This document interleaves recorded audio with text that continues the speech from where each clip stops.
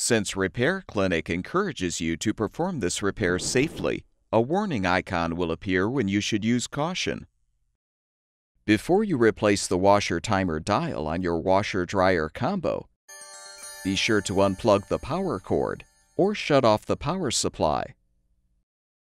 Use a 5/16" socket or nut driver to unthread the 3 screws securing the control panel assembly. Detach the panel assembly. Make sure the washer-timer knob is pushed in. Now use a small flathead screwdriver to pry out the retaining pin so you can remove the knob. You can now pull the old timer dial forward to detach.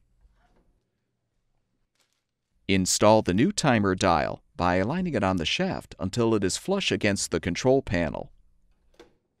Replace the timer knob.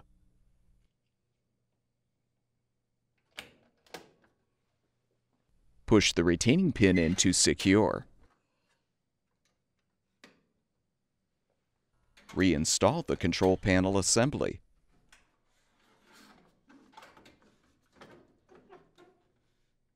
Rethread the 3 screws on top.